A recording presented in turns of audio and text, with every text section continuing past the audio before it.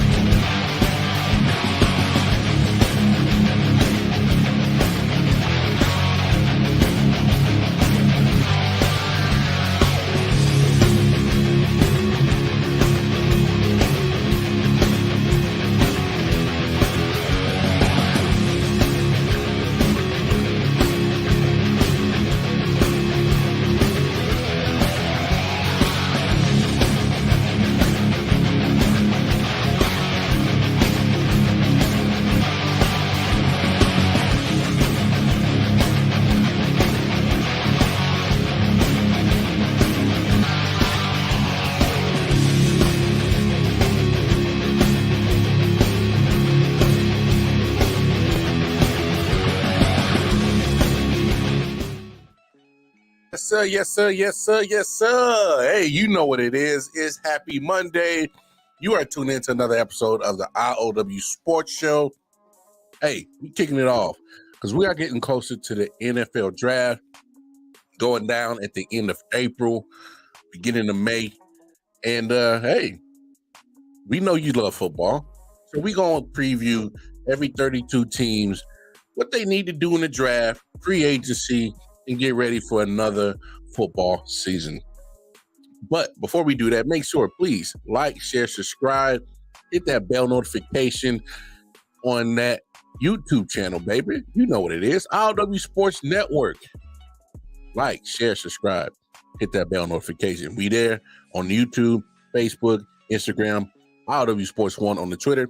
It's all scrolling at the bottom of your screen. You dig? Love it. Appreciate it.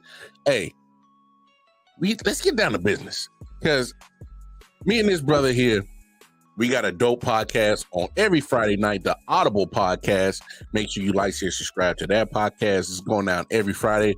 But my man is a content creator for his favorite NFL team, the Cleveland Browns. So we're going to, preview the Cleveland Browns in this draft series.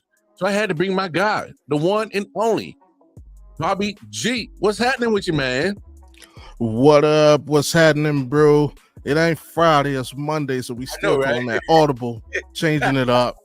You know what it is. I know, we got to switch it up on him, man. So always a pleasure to chop it over with my brother, Bobby G. Like I said, make sure you tune in on every Friday, the Audible Podcast on YouTube. We got it going down, got the YouTube channel, got the Twitter page.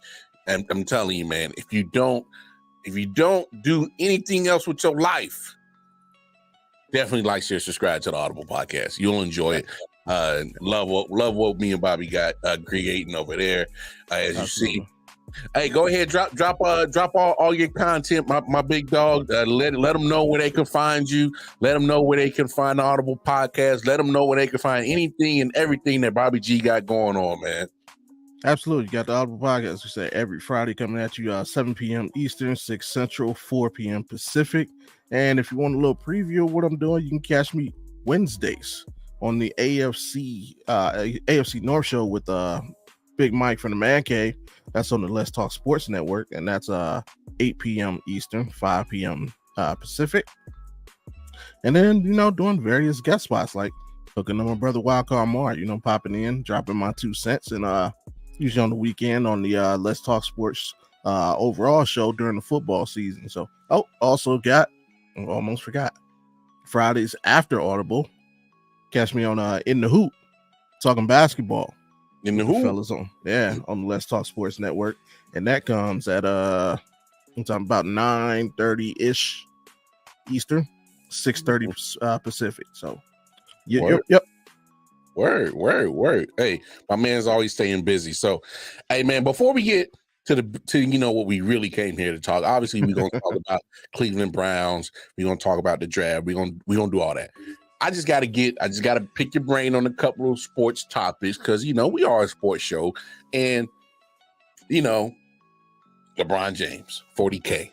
I mean, yeah, LeBron James, and you an Ohio native, you from around the way. People feel indifferent about LeBron. I'm not the biggest LeBron fan. I respect what he does as a man, off the field, off the court, how he handles himself. Husband, father, philanthropist. I respect all that. On the court, he's a flopper. He's a, crybaby. Other things I can say, but So what is the significance of the 40K to you, man? Like, how do you feel about it? First of all, shout out to you for saying it the correct way and shouting out the fact that I am also an Ohio native. Mm-hmm. Remember, LeBron James is not from Cleveland. He's from Akron, Ohio. Yeah. So he's not a Clevelander, which a lot of people get confused. Oh, he's from Cleveland. No, it's two different cities. So shout out to you for that little hey, I'm a Midwest boy. I know the difference. Yeah, bro. But with that being said, I have been able to watch his entire career. So when I say entire career, high school, that means high school on up, even before high school. Yeah. It's phenomenal to sum it up in a word. Like when he was coming in, obviously. What's up, Ed? Him and Patrick Mahomes are two people that I was like, they're the best I'd ever seen. The first time I seen them play. With LeBron, that was obviously at like 16 years old. Yeah. For him to go out with the pressure that he came into, the Sports Illustrated cover, the Chosen One nickname, the King nickname, to come out and not only live up to the hype but surpass the hype. To get itself mentioned in the GOAT conversation, whether you think he is or not, just to be mentioned in the conversation. He's in the conversation. Yeah, he's definitely in the conversation to accomplish the things, everything he did on it. Like, he's the first 30-10-10. Why is that important? You got to know what I'm talking about. I ain't talking about a triple-double in a game. I'm talking about, now 40,000 points, 10,000 rebounds, 10,000 assists. Only person in NBA history in that club. The only player in NBA history, I think, in the top 10 in scoring, rebounding, and assists. Like, to just appreciate what he done, like it's and he's still doing it. Yeah. We're year 20, bro. 21. Like it's absolutely insane to think about it. But shout out to the man. Then you had the off the court accolades, creating the school, everything he's done in various, not just in Cleveland, things he's done in Miami, things he's done in LA. The things he's done with his circle. I know this is going probably kind of long for this part, but like that's how big of an impact culturally and on the court the man has is phenomenal. Hey, I respect it. I mean, but I will say this, being a Lakers fan, I'm not happy that he keeps getting all these accolades in losing fashions. I mean, that's what happens with age, man. It's like, I'm just saying, you ain't gonna clip 40K and lose. Like, come on, what are we doing? We ain't gonna have Kobe statue and you lose. You ain't gonna put up that damn stupid in-season tournament banner and then just proceed to lose. So it's like, but he won the in-season tournament. Damn that in-season tournament. That piece of crap. Anyway, let's talk a little NFL news and before we get to the Cleveland Browns, man. So Jason Kelce, another Ohio native from the Heights. Finally hanging up the cleats, man. Go ahead and give us your thoughts on Jason Kelce, Pro Bowl, Hall of Fame, shoe in Hall of Fame, in my opinion. Skinner hanging up the cleats today, man. What's your thoughts on that? Just another phenomenal career. Like you said, he who is a Cleveland native, Cleveland Heights suburb kid. He and his brother Trav. Shout out to Trav. Again, just phenomenal. You know, they still come back and do things in the community. Obviously, you see during the speech he mentioned Cleveland several times. Think about people from Cleveland. We never forget where we come from. There's a sense of pride in being born and raised and brought up in the city of Cleveland. I know a lot of people on the outside, they like to poo-poo on our city, and there's a ton of nicknames we go with. But we do have that sense of pride and sense of self when you come from this place. So his production on the football field, unquestioned from the city center position. My only say the sad thing to come from it, I wish he would have had an opportunity to play for the Browns, and maybe things would have turned out different for our franchise if we'd had more guys with the character of Jason Kelce. Yeah, no doubt. I mean, you can't love what he did in the NFL, like you said. Love what he did. A big philanthropist. As a father of an autistic child, he does big in Philly with the Children's Hospital in Philadelphia with autism. So, and I actually had the pleasure of meeting Jason Kelce once. Man, real cool dude. Nice. Very low key, down to earth, approachable. Wasn't too big headed. He didn't Hollywood me. So, and I actually had was just having a football chat with him for like 15 minutes on the way from the airport to the rental cars spot out here in Kansas City. So, real cool dude. Loved his game. Love what he did for the game of football in the NFL. He's going to be a dope ambassador from here going on, and hopefully.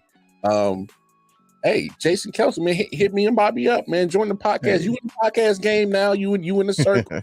You in the hemisphere of the podcast. Hey, man, we would love to have a Audible / New Heights little collaboration. You feel me? So holla at us, man. Ray Taylor. I know, right? Right. So let's get this running views up, man. But no, that I think people like him they do a phenomenal job in the NFL space, in the football space, and they do great things. So, what a great career! Especially if you're a Philadelphia Eagles fan. I know you're like, damn, man, we gotta fill a position that we thought we didn't have to, and try to make up. Yeah. Sorry, Eagles fans, man. Yeah, that's a big loss for y'all. Real talk. Say what you want. That's a big loss. So, I mean, it is what it is. But let's get down. So word just came through.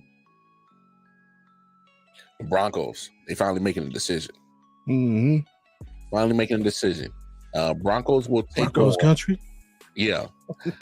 They will take on $85 million in dead money charges salary cap over the next 2 seasons, and they are letting go of Russell Wilson. Hey man, yeah, let's ride. Hey, I don't know about y'all, but for me, as a Chief fan, I'm laughing because I think this is hilarious that you would eat that much money to get rid of Russell Wilson.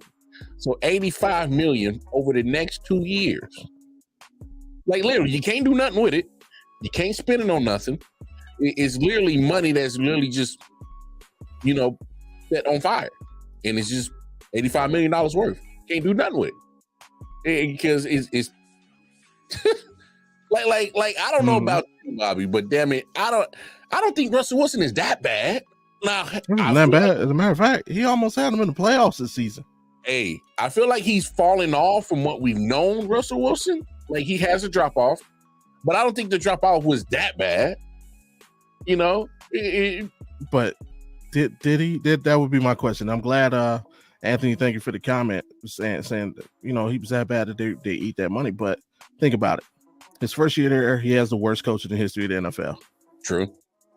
Your next year there, you have a guy who's been out of the game for How many years has Sean Payton been going, trying to come back and live his glory days? So is it really on Russ? And look at Russ's numbers. He had a good season. He had a solid season. I can't put, and then you hear the stories that start to come out between the relationship between he and his coach and he in the front office, and some of the things that they were trying to do behind the scenes to like what are you doing? What is going on there? Like there should be a full-fledged investigation into the Broncos. Yeah. Because if what's going on is accurate, we talk about worrying about players point shaving and such. Yeah. Bro, you're sitting the best option you have to win a football game. You're sitting down. Yeah. What do you call that? Nah, for you. Because he was doing good. Matter of fact, I think Russell's take on it. I can't remember what podcast he said on about the situation. What's good, MJ? What's good, MJ? What's good, my bro? He gave his part of the story where he's literally just beaten the Chiefs, and he's asked to either sit down, give some money back, pretty much tank.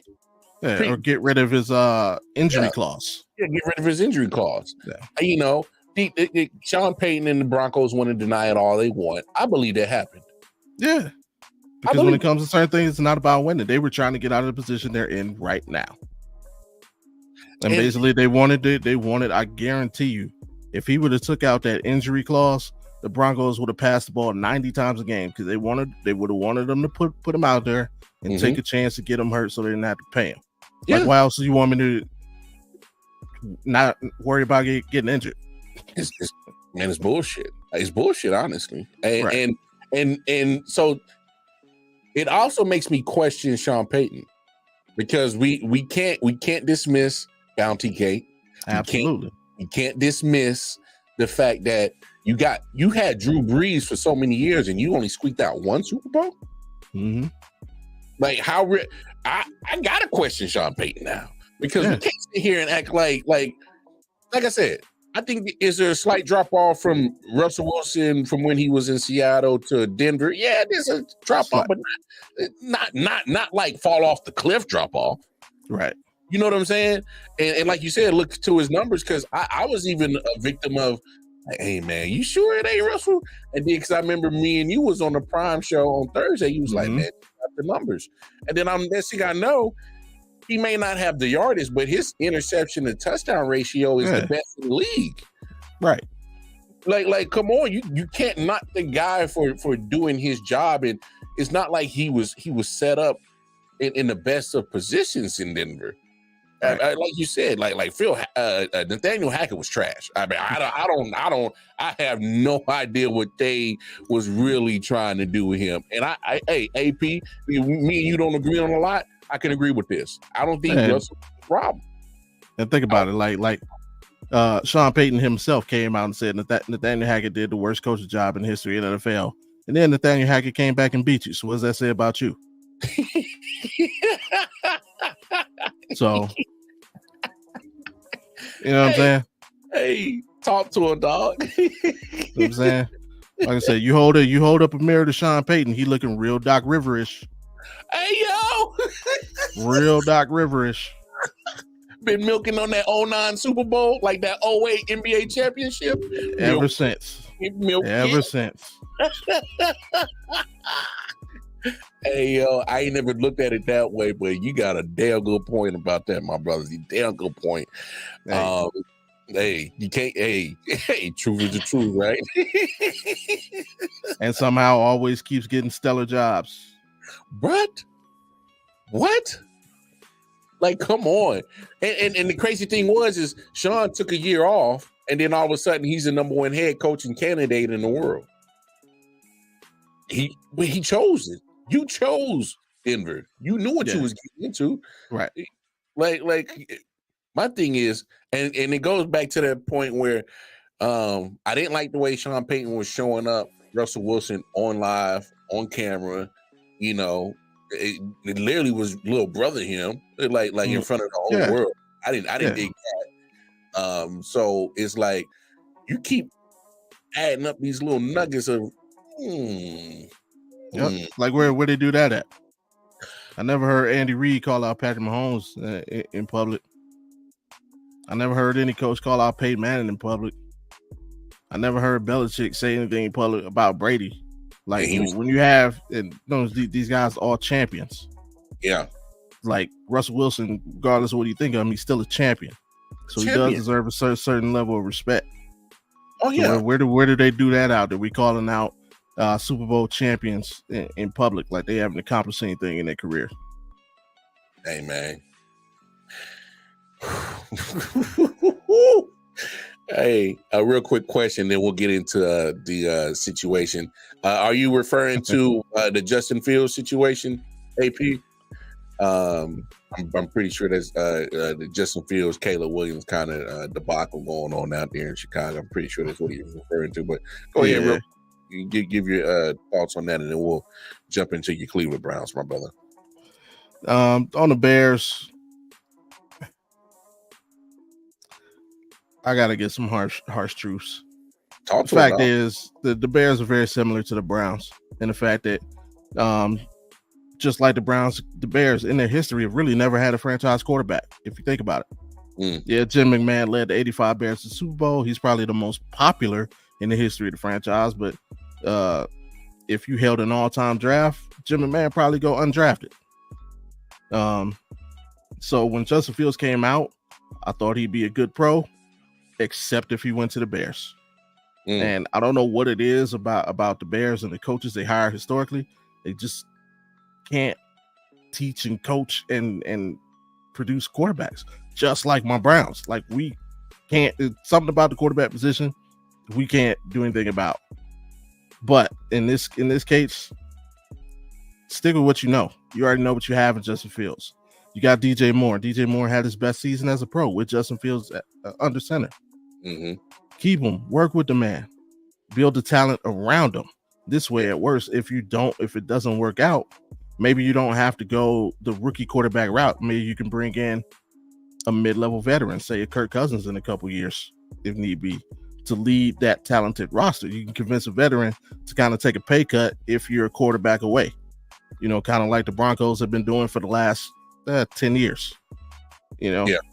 So keep Fields, work with him, build the talent around, build the rest of the roster. That's exactly what I would do. Trade that number one down, sucker somebody in, pick up some extra picks for next season. Marvin Harrison, a lot of people feel he's the best player in this draft. I'm one of those people. I draft Harrison. I give me an old lineman at 9, or even trade down from there. See if I can give me a couple more picks this year, and I'll pick a couple of linemen. But I'm definitely building up the talent, the overall talent on the team over just the quarterback. Because look at the 49ers. That if I'm in the NFC, that's the model I'm following. Look at the 49ers. Look at the Rams. They built up talent around the quarterback position. Plug and play. Stafford for Goff. Oh, let's make this switch. Now we're a championship team. San Fran, same thing. Jimmy, winning situation. Purdy, winning situation. Because they have a complete roster. So if I'm the Bears, that's exactly what I'm doing, building the roster. And I'll worry about the quarterback later if I don't have him already. True. And I swear me and you probably say something similar to it. If I'm Justin Fields, I'm asking to get out of there. Yeah, if I'm Justin Fields, I'm asking you to trade me, please. Please, get me up out of here. So, what's up, Nick?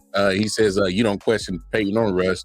We know they've both been trash. We question Denver for going after both of these awful humans in the first place. So both of them. Peyton, definitely. I can't question you for going after Russ, though, man. Super Bowl. Well, I mean, you can.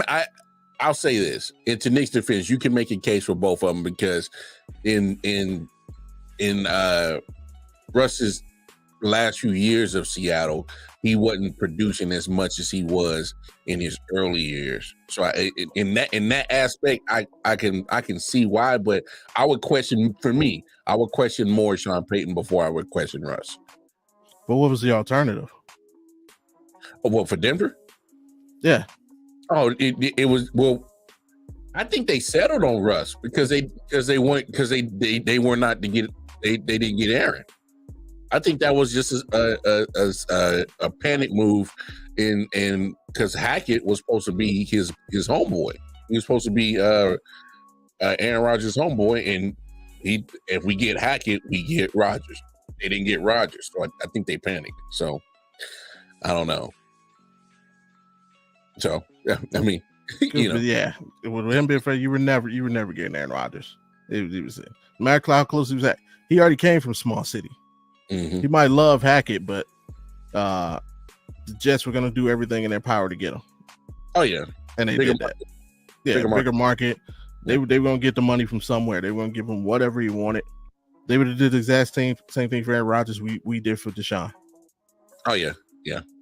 But speaking of Cleveland Browns, my brother. So before we get to the draft part, let's kind of talk about free agency. What is the free agency looking like? Big free agents that are coming up, free agents that you think you need to re-sign, and kind of give us a breakdown of your roster before we go into the draft part of it. For the first thing we got to take care of is in-house. We got a lot of restructuring to do. We came in some cap. I don't say trouble. I won't say we were completely strapped, but shout out to Andrew Berry, our GM. He's phenomenal. He had already cleared up like $36 million in cap room in season for this upcoming season, and then of course the cap coming out with more room than they thought it would be. So that helped tremendously. We already restructured Denzel Ward. So now we're in the plus side of things. I look for more restructuring. I think we'll restructure Deshaun, I'll probably clear up about $30 million in room. We'll probably attempt to restructure Nick Chubb. That'll clear up some more. And if they're as smart as I think they are, I think we'll sign Myles Garrett to a brand new contract, which will clear up probably about another $20 million. So there's money for us to get to go pursue some top-notch free agents because according to last season, health pending, we're really not that far away from competing for a championship as long as we get decent play at the quarterback position. No, you guys aren't too far away. Finished the season 12-5. Yeah, we had the third best record in the AFC. Even though we were the wild card team, obviously we're in the same division with the Ravens, who had the best record in the AFC. But we chose the worst day to play our worst game, and that was a wild card round. The Texans took us out. I think if we're healthy, that's a different game. We'll see, but they won. Shout out to them, and we know what we need to do to retool. Looking at that game, speed. They look young, they look vibrant, and we look like a bunch of old heads running around there chasing our kids, hands on knees after 5 minutes. Like, let's take a breather, Junior. So we need to get younger and faster, especially in our receiver core. Amari Cooper, as good as he is, he's a tactician. He's a technical receiver. He's not as physically gifted as some other guys. He does his damage a la Jerry Rice, precise route running, sure hands. But we need somebody to take the top off to make him not work as hard. Like, the man needs a break. He's coming into the second stage of his career, we'll put it like that. So we can't rely on his talent alone. Like, I've got to put somebody on the other side of him that the defense has to worry about taking the top off. So that is our free agency plan and draft plan. Speed everything. I don't want to see you looking at a receiver. I don't want to see 4-4 in it. That's everybody we look at better have a 4-3 and below. Oh, so that man from Worthy from Texas caught your eye immediately. Yeah. I mean, obviously, I saw him in season as well because he also returns kicks, which was another issue that we had. We didn't have a kick returner, and for the Browns, that's like almost something we're proud of. We've had some of the best kick returners in the history of the league. One of the best in the history. Yeah, Josh Cribbs, you take it back to Eric Metcalf, you take it back to Andrew Hawkins. Like, the return game we've never had to worry about that, and just for the last few years, like, we struggled in that area. So if we can get somebody like Worthy, I haven't heard anything about how the combine helped him yet. But hey, if we can steal him, and that 4-2-1 helped him, bro. Oh, it helped. Yeah. Hopefully it didn't help him too much. Maybe he could slip to the third round, but that's wishful thinking for guys who usually set the record for 40 times. Just John Ross went in the first round. He came from out of nowhere to the 15th pick in the draft, and we've seen how that played out. Oh yeah, that didn't work out too well from him. So let me ask you this question. Obviously, give up the capital for Deshaun, sign him to the fully guaranteed big ass contract. Suspended for the first 11 games, played 6 games last year, was in and out of the lineup this year, and then eventually ruled out for the rest of the season. Flacco comes in off the bench, get you guys to the playoffs. Put your GM hat on. What are you doing at quarterback position? Are you sticking with Flacco? Are you sticking with Deshaun because of the money? What would you do at your quarterback position for your Cleveland Browns in your your point of view if you were the GM? First thing I'm gonna do is I'm gonna tell all the whiners and crybabies out there, kiss the ring, who thought that Deshaun Watson's contract was gonna reset the quarterback market. Oh no, what are the Browns doing now? Everybody's gonna blah blah blah. What 6 major quarterbacks have been signed? None of them got fully guaranteed contracts. So y'all can get off your high horses with us messing up the league. So dispel that myth. Right. It didn't do it when Kirk Cousins got his fully guaranteed contract, and it didn't do it when Deshaun got his. So let's get off that. But yeah, to your point, I'm letting Flacco go. Deshaun's gonna do it. Like people like. There's a saying out there, like stand on it. Stand on what you say. Say what you mean. Coming into the season, all we heard about Deshaun Watson. Well, the last time I saw him play, he didn't look so well. Well, the last time Deshaun was on the field, he just looked mediocre. Well, the last time, that's all you heard, right? The last time we saw Deshaun Watson on the football field, he was going 14 for 14, 130 some odd yards in the second half, and a touchdown to lead the comeback over the best team in the NFL at the time. So how about we stand on and remember that the next time we talk about Deshaun Watson, the last time we saw him on the football field, he was 5-1 as a starting quarterback. The last time we saw Deshaun Watson on the football field, in his last 4 starts, he was 4-0, 5 touchdowns, 1 interception for 730 yards. So I don't want to hear no more about this. The last time I saw Deshaun Watson, the last time you saw him, he was playing solid quarterback on a team that eventually went to the playoffs. So I'm not too concerned. According to all sources or all things that I've heard and been able to follow, keep that stuff close to the chest. Yeah. Surgery went well. According to his own timetable, which he mentioned on the podcast, should be up and throwing. Sit build around Thompson. Stop AP. Hey, but with DTR, I'm letting Flacco go. I got to let Flacco walk. Yeah. Because what I don't want to happen is, for the same reason, Cam Newton can't be anybody's backup quarterback. You don't want the noise. Yeah. Right. The most popular player in every football town is the backup quarterback. And for everybody else out there, all my Cleveland fans, I'm sorry to hurt your heart, but we've got to have a solid backup because blah, blah, blah. Really?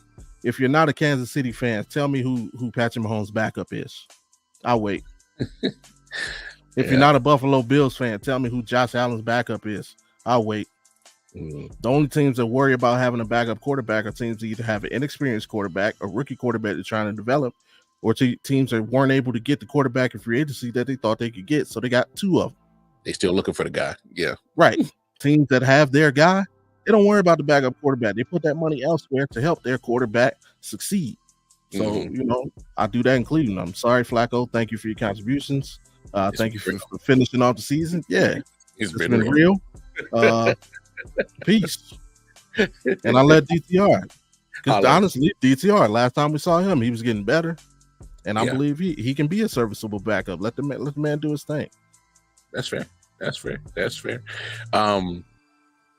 So Obviously, talk about the quarterback position. Let's talk about the running back position real quick. Bring in Kareem Hunt after the unfortunate injury to Nick Chubb. Yeah. What would you do in your GM thought process dealing with Chubb coming off and a significant injury like he did? Do you continue with what you have, or you looking in the draft or free agency, or because there's going to be some free agents in on that market in the running back position? So how would you attack that running back position? Here's where I differ from a lot of Browns fans. I definitely, at minimum, I'm drafting a running back, at least one running back. Jerome Ford, sorry, but he proved he's not it. We need better. I need better from him than him in my backup QB. I mean, backup running back. Yeah. But running back is also a position. If I need to spend a couple dollars, if I can get away with spending a couple dollars, the running back spot is it. I can get a name without breaking the bank. I can throw somebody $6 to $8 million and get a Saquon Barkley. Maybe if I wait, maybe I can get a Derrick Henry. But yeah, that's the area. If I need to overpay a position, I'll overpay a good running back, because overpaying a good running back doesn't break the bank like other positions.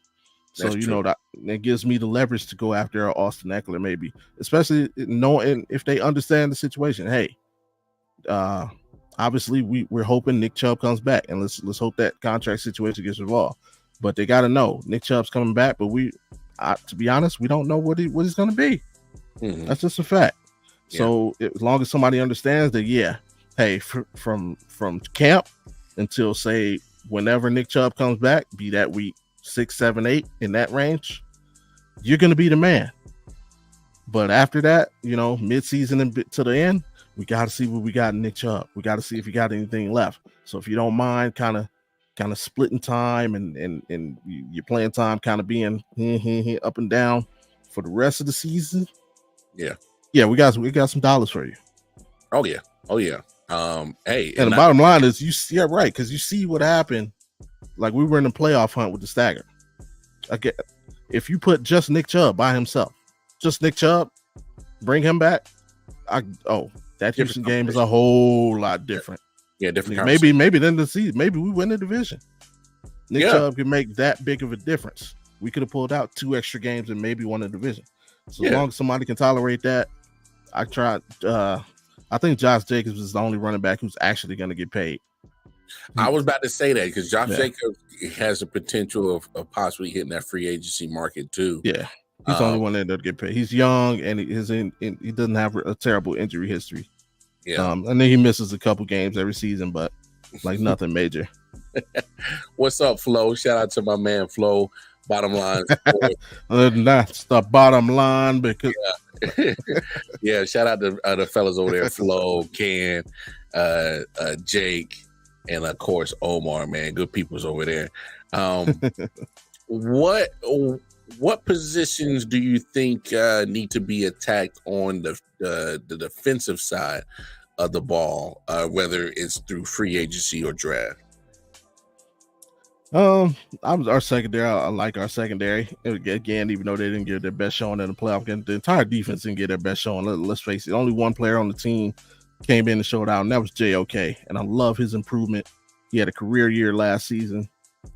Jim Schwartz definitely brought the best out of him.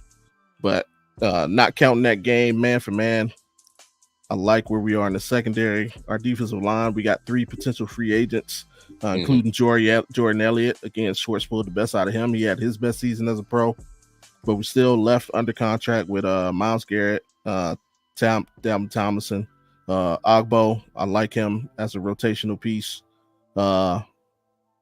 If I'm going to grab somebody, I have to go after a Josh Allen or a Brian Burns. I'm tired of getting these nomads at defensive end, like Jadeveon Clowney on these 1-year veteran deals. Zadarius, he's a good dude, but I can't do the nomads anymore, guys. Just looking to have 1 year deals so they can get another big payday late in their career. I need a young buck to push Myles Garrett. He's now he's spoken on wanting to win Defensive Player of the Year. He finally did it. Now we need to speak for you to speak on winning a Super Bowl. And so I need to bring somebody in with some youth that's going to push him. That's going to help him take his game to a next level. I need somebody trying to beat him to the sack. Yeah, like, and he said Brian Burns, and I was like, oh, yeah, because he's worried on the streets is Carolina is not tagging him. They're actually about to let him free agency, and I think that's wolf. Yeah, so if there's a player out there I'm throwing the bag at this point, I need somebody on the opposite side that is not a fan of Myles Garrett, that's not a friend of Myles Garrett. That's I got incentives in my contract too, bro, and I'm trying to get those. So yeah, for real. Yeah, the competition ain't nothing wrong with it. Yep, iron sharpens iron. Yeah. Oh, no doubt. Looking at the draft order, you guys do not have a first round. Don't have a first round pick. When is you guys' first pick in the draft? 54, second round. Okay. So second round, I think it's number 54, if I'm not mistaken. Yeah. Biggest need that you think you guys need to address at that 54th pick? A player who plays on offense who runs like a 2.5 40. I don't care what position he plays.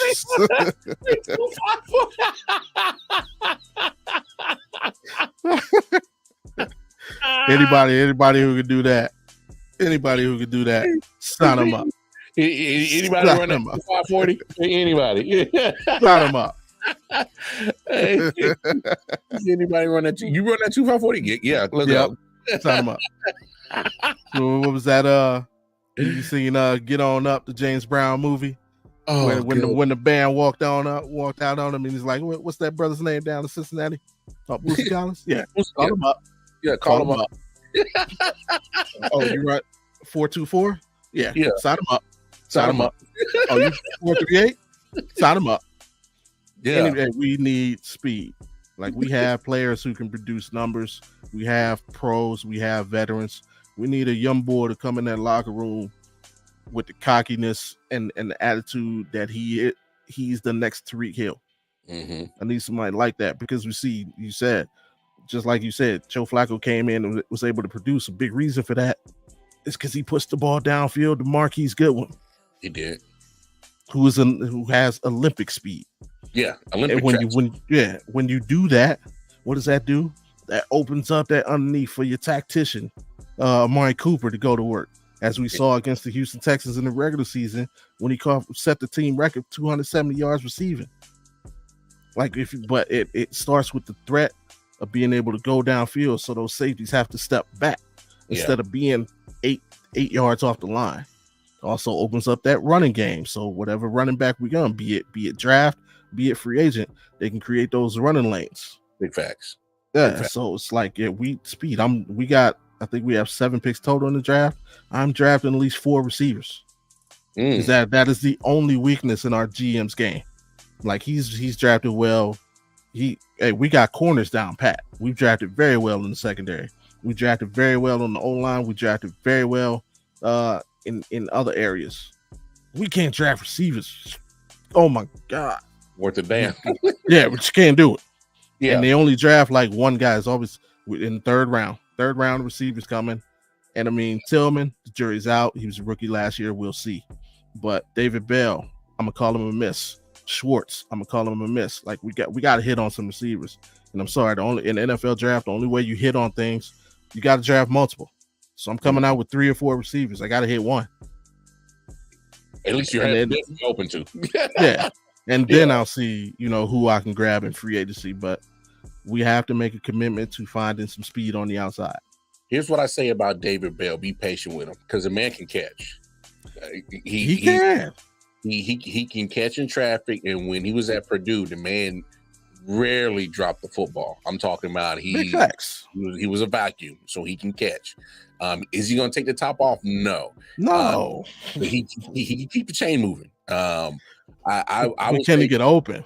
That's the thing. That's his problem. His separation ain't going to be the best, but he can catch with people draped over him, and as long as he beats the defender to the point of the ball, where it's supposed to be at, he can catch it. So I say just be patient with him.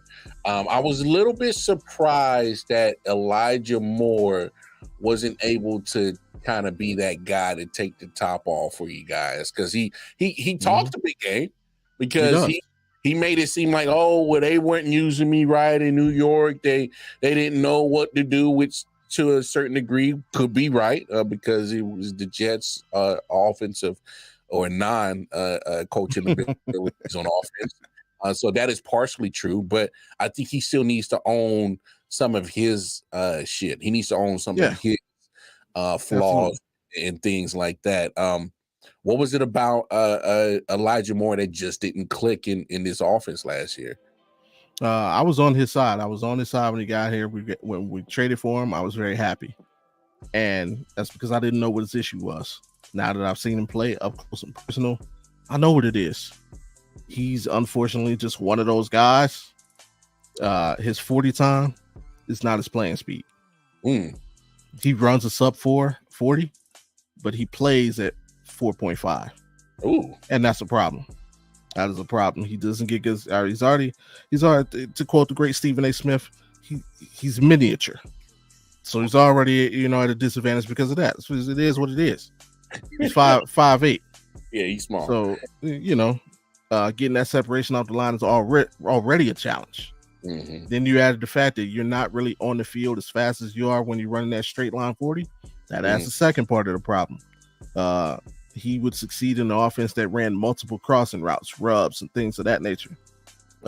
Because what he isn't good at is a quick screen, because he didn't have the speed to get around there. The end around, he struggles on the end arounds because he doesn't have that speed to get the edge as quick as you think he should, even though he runs a sub 440, but he doesn't play that fast. So I don't know what it is. I don't even know how you can fix that issue. I've never seen a receiver who didn't play fast kind of fix that issue. Damn, you sound like a chick that wear too much makeup, Yeah. And then next thing you know, she wake up in the morning and her face is on your pillowcase. And Yeah. Like, damn. Exactly. I fell in love with the pillowcase. Hey, who is you? Exactly.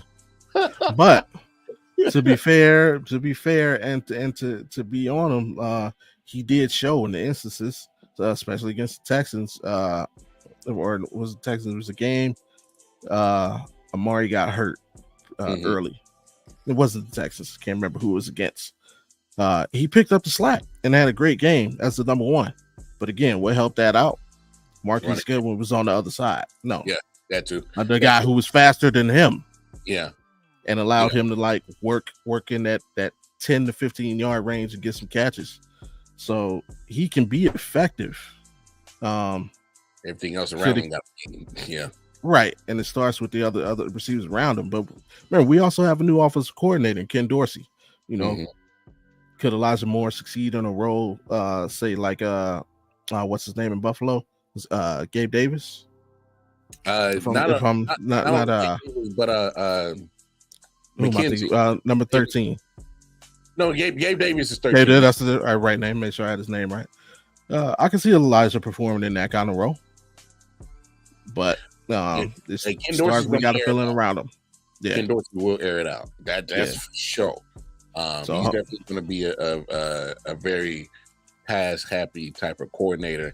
I hope he don't get too pass happy, because I don't think that fits your guys' identity.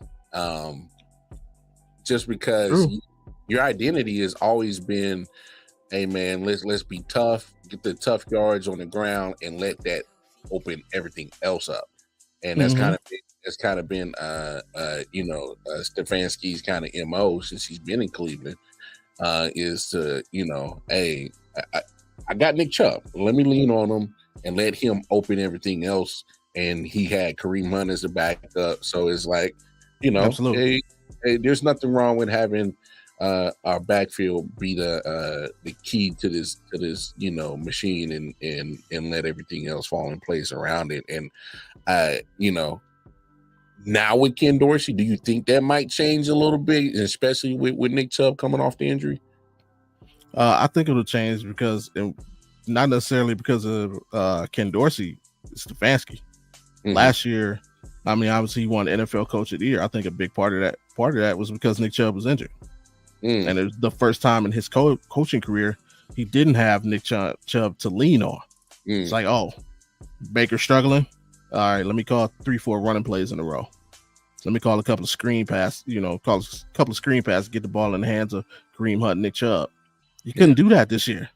Yeah. When Deshaun was struggling, he had to figure it out. When Flacco was struggling, he had to figure it out. When DTR was struggling, he had to figure it out. Some other things, especially with Ford not being who they thought he would be, was why we didn't press picking up another running back. So he had to step up his coaching. I think because of that, he'll come into this season more mindful of the fact that he has to find more playmakers.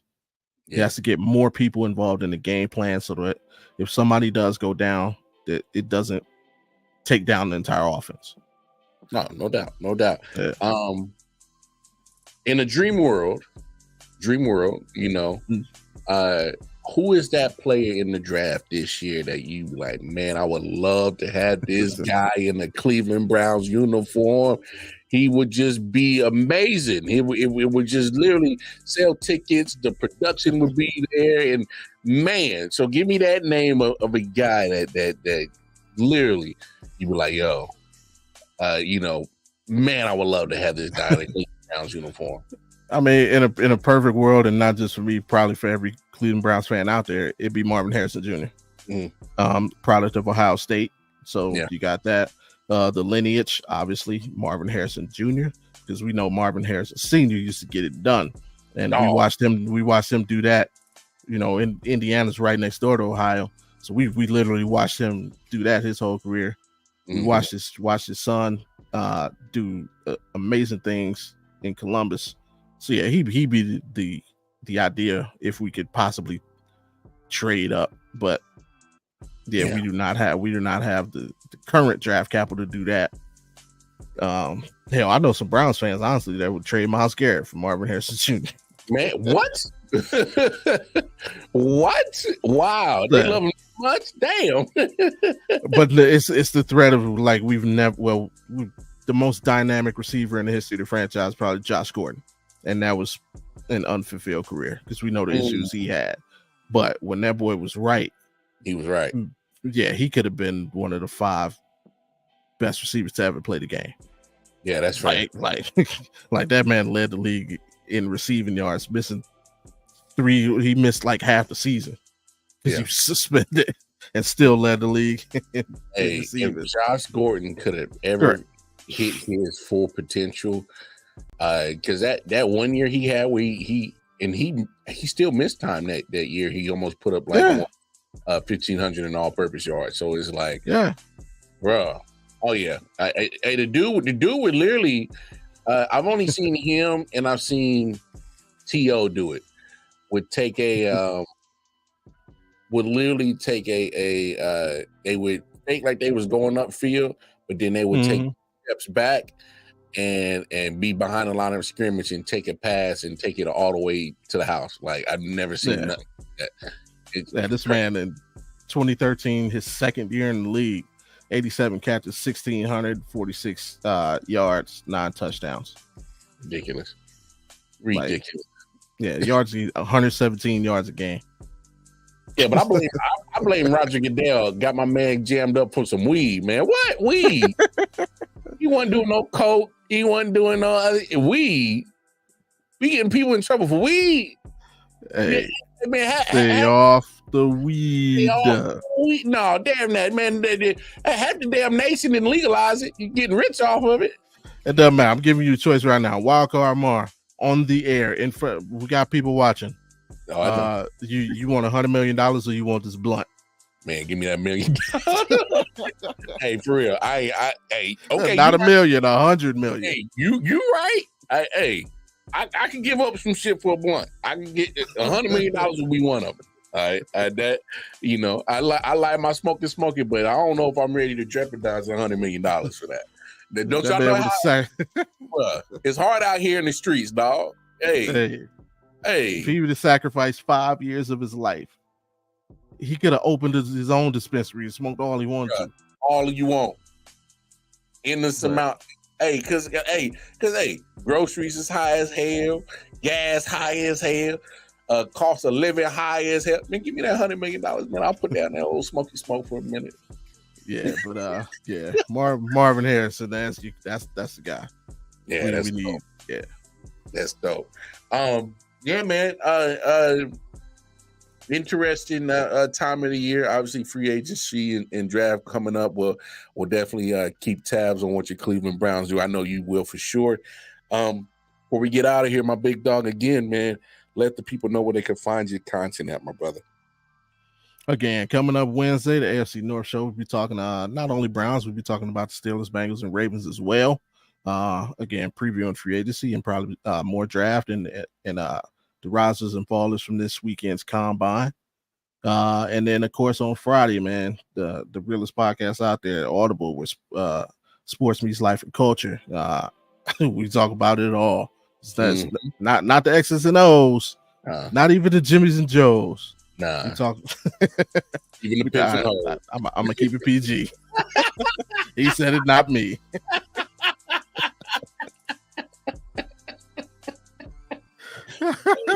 Hey, they know me by now, man. Hey, I'm out call for meetings for a reason, man.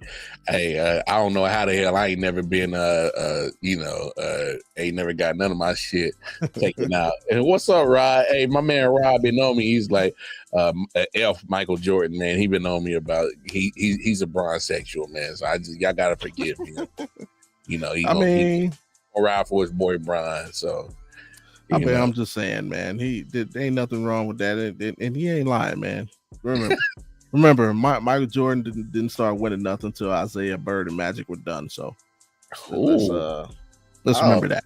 Remember that. Damn! Oh, damn! Let's remember. Hey, but you know what? And before we get out of it, because we got a couple minutes, we'll kill a couple minutes.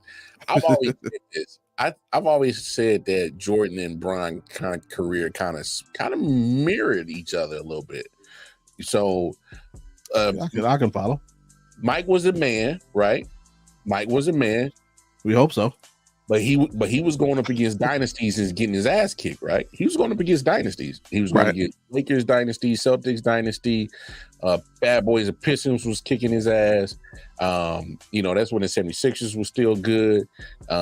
He was going against some squads that, hey man, you need to have a squad around you to compete. Mm-hmm. And yeah, he was getting teams to the playoffs, but he wasn't winning nothing. He was getting swept. A lot of people need to know this, especially Jordan fans. Now, like Jordan is my GOAT, but I'm still realistic to the point that he wasn't just losing; he was getting swept.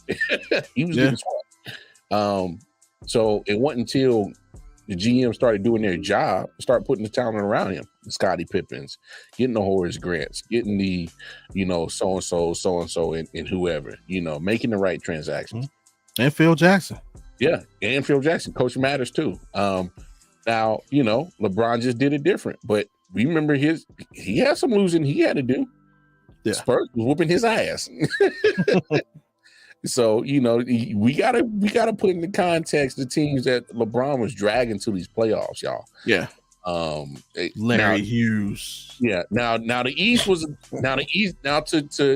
to make my Jordan Knights feel, a little bit better about themselves. The East was weak, and it didn't really show how weak it was until Bron was getting his ass kicked in these finals. When Bron was playing? Oh yeah, come on. But the East was weak when Jordan was playing too. Oh, what? Them Celtics teams he was playing? Them Pistons? No, I'm talking about when he was winning. Oh, when he was winning. Okay. Oh, okay. Yes. To that point, yes. Yeah. Because Knicks like here's something I'll throw at to your friend. Look at this. LeBron, 8 straight years dominated right to the finals. I'm gonna say dominated. It went 8 years in a row to the finals. When he got to Cleveland, there was one particular team that said, man, you know what? If LeBron James was not in our conference, we would be a championship team. You know who that team was? Toronto Raptors. Every year we spanked them in the playoffs for 3 out of 4 years. Yeah. He said, you know what? If he wasn't here, we win a championship. And you know what happened? He left. And what happened after that? They won a championship. 2019. Yeah. With Jordan. He beat the dog snot out of the New York Knicks. How many years in a row? And when he left, did they win a damn championship? Nah, nope. They ain't win shit. Checked it off. Yeah. Nah, I got you. Hey, but I mean, like, look, I think there's a lot of similarities between Jordan and Bron that a lot of people, you know, whatever side of the fence you sit on, they want to not add it into the equation. But hey, that's a point in the conversation. Hey, anyway, hey man, we already hit that hour mark. I got to give a big shout out to my man Bobby G, man. Love you, appreciate you, man. Again, Friday nights, Audible Podcast. Check out myself, the homie Bobby G, the Audible Podcast. It's the podcast, the realest podcast you will ever see where sports meets life and culture, and you'll love it. I'm telling you will. Other than that, tap in with me, I.O.W. Sports Network. We do our shows Monday and Thursdays. We're going to continue our draft preview special. I'm not sure who I have lined up on Thursday, but tune in. That's why you need to tune in to find out who and what team we're going to cover next on this draft preview. We're going to do draft preview all the way up, leading up to the NFL draft. There might be a couple of shows I might have to miss because I'll be in Philly around WrestleMania time. So, hey, we'll have that discussion. But tap in with us again. I.O.W. Sports Network. Everything's on the bottom of the screen. Like, share, subscribe. And until then, on behalf of my man Bobby G, Wildcard Mar, we out this day. Holla at you. Peace and love. We'll see you Thursday.